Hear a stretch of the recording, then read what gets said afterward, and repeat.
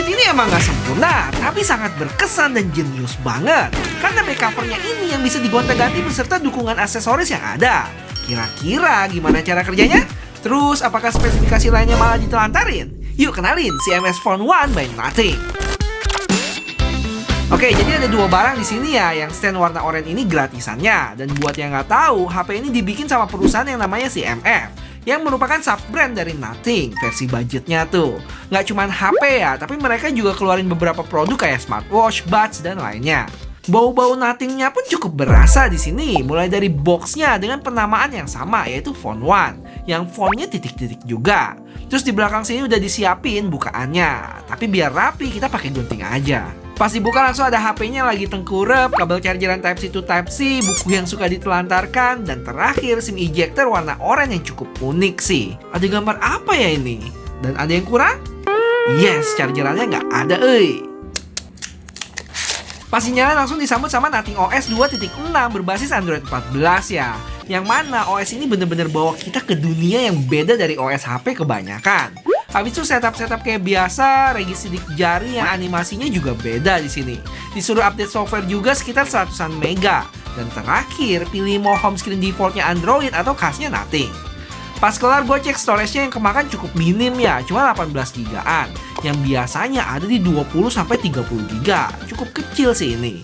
Hampir nggak ada bloatware juga loh. Paling app-app dari Google aja kebanyakan di sini. Dari sisi tampilan jelas khas Nothing banget. Yang kalau kalian ingat video Nothing Phone 2a kemarin, gue jatuh cinta sih sama OS ini. Mulai dari widget-widgetnya sampai animasi kecil di lock screen yang kebukanya sesuai sama yang kita touch di layar. Buat detail Nothing OS ini, kalian cus deh tonton video Nothing Phone 2a gua di sini. Habis itu mari kita kepoin standnya, yang simple aja sih boxnya. Ada kertas dan standnya sendiri warna oranye. Cara pasangnya gampang banget, buletan gede di kanan bawah sini tinggal putar aja, terus ganti sama si stand. Berdirinya juga fleksibel ya, bisa tiduran ataupun berdiri gini. Ya tinggal diputar-putar aja. Dan keseruan belum berakhir, masih ada banyak baut di sini yang nanti kita bakal buka dan lihat isi dalamannya. Tapi sebelumnya, biar modal gue beli HP ini gak sia-sia, boleh bantuin gue bentar aja buat like video ini ya. Thank you.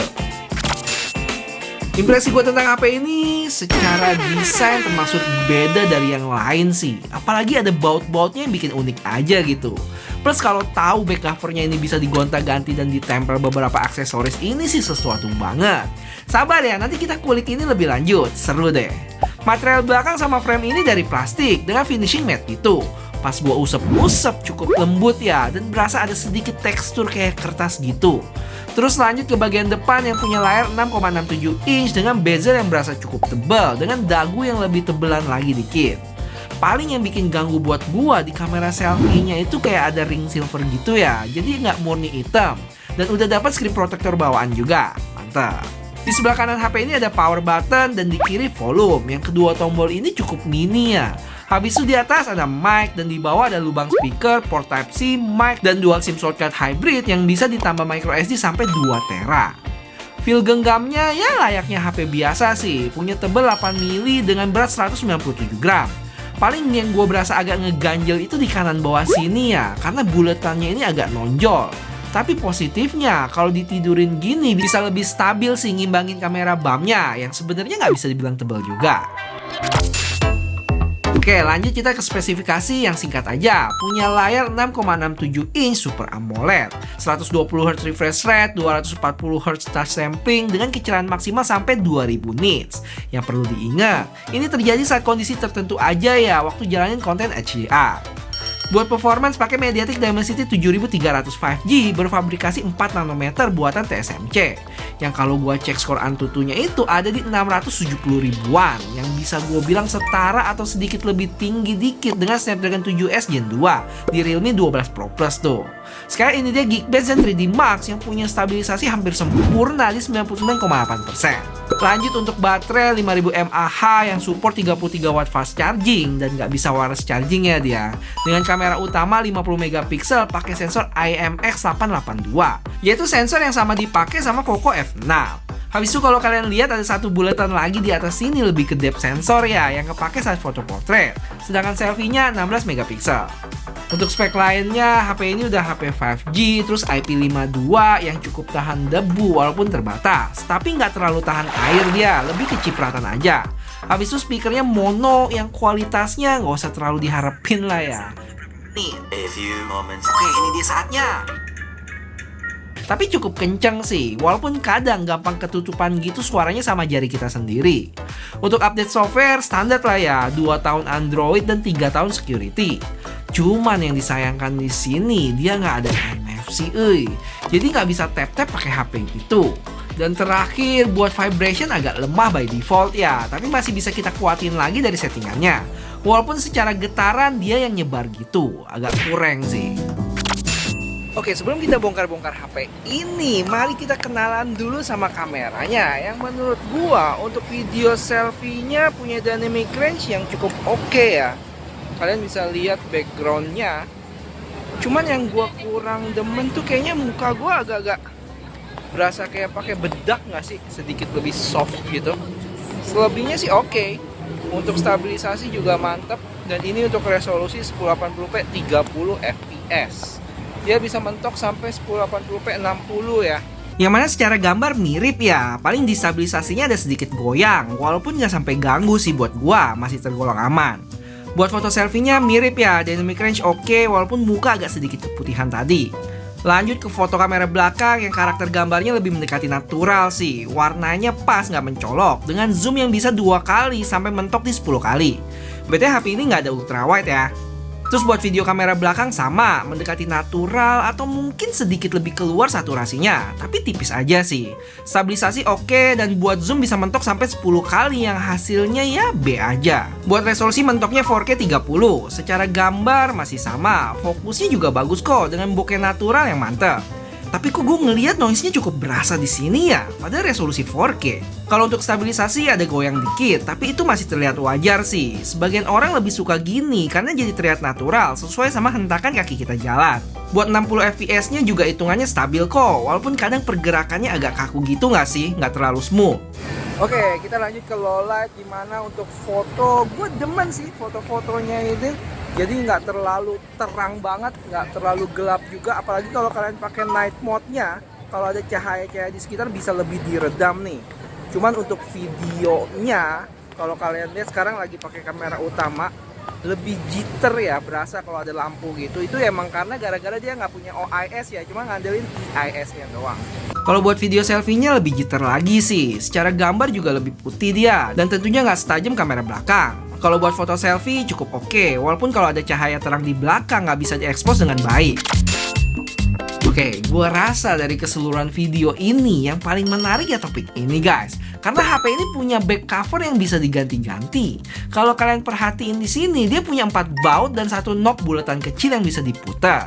Jadi caranya yang tinggal buka pakai obeng aja kayak biasa, puter gitu. Dan terakhir knobnya itu pakai tangan aja cukup tinggal puter. Kalau udah bisa dicongkel aja sih buat copotnya di semua sisi. Ups, lupa copot SIM tray-nya nih. Tapi untungnya tinggal tarik gini aja. Buat back covernya sendiri nggak terlalu tebel ya, tipis aja dari plastik gitu. Terus bagian kanan kiri sini buat tombol-tombol yang agak ringkih sepertinya. Lanjut, ini dia buat HP-nya sendiri. Yang jangan salah, kita nggak bisa copot baterainya loh. Cuma back covernya doang. Di sini juga dikasih tulisan jangan copot baterai dan bagian lainnya. Terus kalian bisa lihat dari berbagai sisi yang keren banget sih ini. Nah, dari sini barulah kita bisa tuker case sama warna lain yang dijual terpisah. Tapi sayangnya di Singapura case terpisahnya belum dijual ya, masih nanti lagi. Dari video-video yang gue lihat di case terpisahnya ini, selain dapat case kita juga bakal dapat obeng kecil yang di ujung satu lagi itu SIM ejector. Terus dapat SIM tray juga dengan warna sama dan dapat baut juga loh. Jadi kalau kita mau mix and match bisa banget. Kayak yang kalian bisa lihat punyanya MKBHD keren juga sih. Jadi two tone color gitu. Terus ngomongin bulatan atau knobnya ini, dia juga sebagai penghubung dengan beberapa aksesoris lainnya ya. Misalnya kayak di awal bisa ditambahin phone stand, habis itu ada gantungan lanyard sampai case-nya lagi buat masukin kartu. Dan ini masih awal, gue yakin ke depannya pasti ada yang bikin entah case yang transparan, atau misalnya dari sisi kamera nih ya, dikasih lensa tambahan buat ultrawide yang nempel permanen pakai 2 baut di atas, dibanding pakai lensa tambahan yang dijepit gitu. Keren banget gak sih? Oke, ini gak kalah seru. Apakah HP ini bisa dibuat gaming? Jadi langsung aja kita tes Genshin Impact yang performance mode-nya udah gue nyalain ya. Terus settingan low 60 fps dengan hasil yang cukup baik. Dapat FPS rata-rata di 50-an fps. Untuk suhunya pun bisa dibilang masih panas yang wajar ya di 40-an derajat selama main 15 menit dan baterai berkurang 6%. Dan kalau kita bandingin sama Poco X6 berchipset Snapdragon 7S Gen 2, dapat FPS di 48, tapi suhunya panas dikit di 40 derajatan aja. Baterai berkurang 6% yang sama main di 15 menit settingan low 60 fps. Habis itu gue juga sempat main Mobile Legends yang dapat settingan mentok di ultra.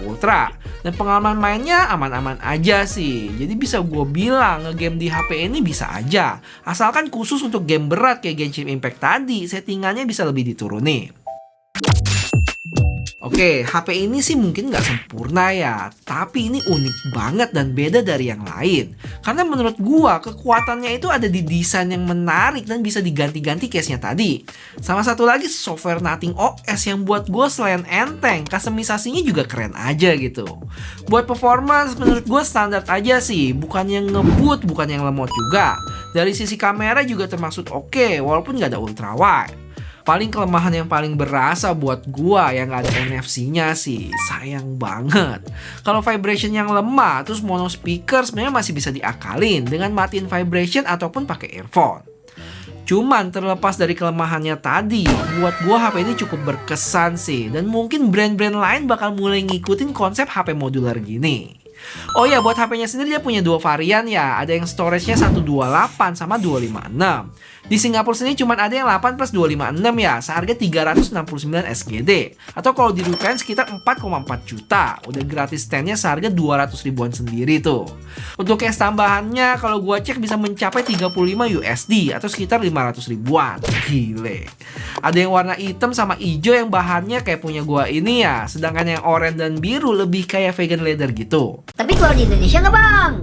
Untuk sekarang sayangnya enggak ya. Dan buat kalian yang ngebet pengen punya HP ini, bisa langsung cus terbang ke sini aja nih, ke Singapura atau Malaysia. Karena pas bawa balik ke Indonesia dan regis IMEI-nya, kita nggak perlu bayar pajak lagi ya, karena HP ini masih di bawah subsidi 500 USD.